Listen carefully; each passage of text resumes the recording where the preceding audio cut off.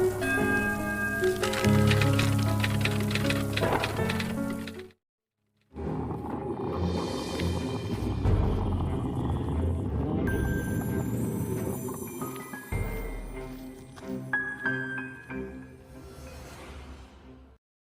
sob, terima kasih sudah mengklik video ini.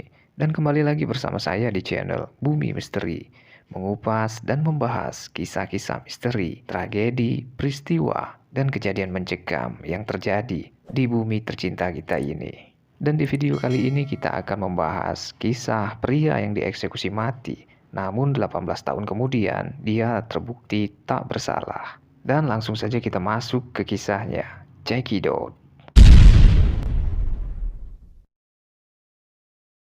Malang sekali, pria bernama Hujil. Ya, di sini kita sebut saja namanya Hujil. Hujil ini dituduh sebagai pembunuh seorang perempuan di Cina, sob. Hujil dieksekusi mati karena kasus ini, sob. Lalu 18 tahun kemudian, si Hujil ini terbukti tidak bersalah. Dan kisah ini bermula pada tanggal 9 April 1996 di Cina, sob.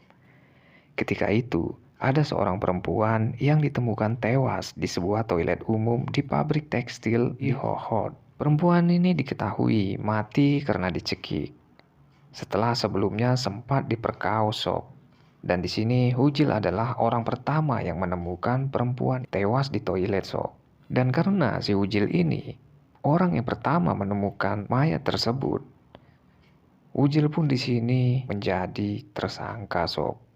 Padahal si Hujil di sini sama sekali tidak mengetahui tentang tewasnya seorang perempuan yang terdapat di toilet ini, sob. Namun di sini alih-alih mencari pelakunya, polisi justru menangkap Hujil dan menekannya agar untuk mengakui dalam 48 jam.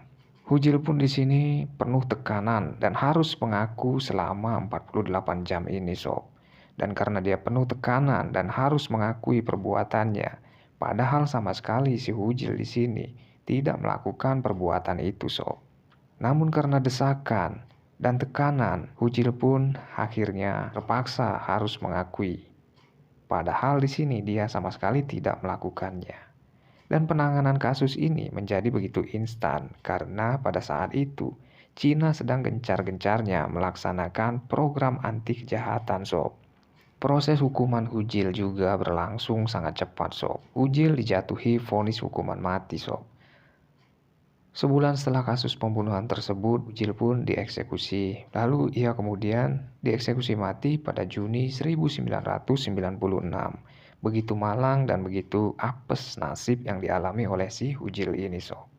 Namun di sini, sob, 18 tahun kemudian ternyata si Hujil dinyatakan tak bersalah, sob. Memang sudah cukup lama kasus yang sudah terjadi ini, sob. Sampai-sampai kematian Hujil pun sudah 18 tahun berlalu. Nama Hujil mendadak diperbincangkan lagi setelah pria bernama Zhao Zihong mengaku sebagai pembunuh berantai yang telah membunuh 10 orang. Dan salah satu di antaranya perempuan yang ditemukan oleh Hujil saat tewas di dalam toilet tersebut yang waktu 18 tahun berlalu yang ditemukan oleh Hujil. Dan setelah 18 tahun ini, sob, akhirnya terbongkar bahwasannya si Hujil ini sama sekali tidak bersalah. Dan karenanya si Zhao Zihong mengakui bahwasannya pembunuh perempuan tersebut, dan Zhao Zihong lah yang ternyata yang sudah merampas nyawa perempuan yang tewas di dalam toilet tersebut, sob, yang sudah berlalu 18 tahun itu, sob. Dan pada akhirnya pada tahun 2014, Hujil dinyatakan tidak terbukti bersalah. Namanya dipulihkan kembali. Hujil menjadi korban para pejabat penegakan hukum yang tidak cermat dalam menangani kasus tewasnya wanita 18 tahun lalu, sob. Lalu bagaimana dengan nasib para pejabat yang berbuat salah ini? Nah, di sini 26 pejabat, sob, kena sanksi.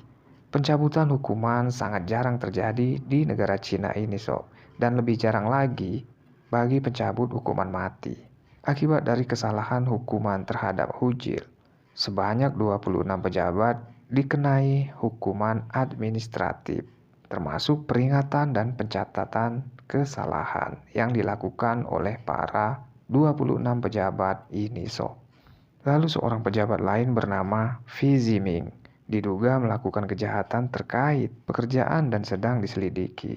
Dan orang tua Hujil juga diberi dana USD 4.850 sebagai rasa simpati pengadilan ketika hukuman dicabut. Dan juga si Hujil di sini dinyatakan tidak terbukti bersalah sob. Dan inilah kisah yang sudah terjadi kepada Hujil. Dan terima kasih untuk sahabat semua yang sudah mampir di channel ini. Dan semoga kejadian ini tidak terulang dan tidak terjadi lagi di bumi kita ini sob. Nah, inilah kisah yang bisa kita bawakan di video kali ini.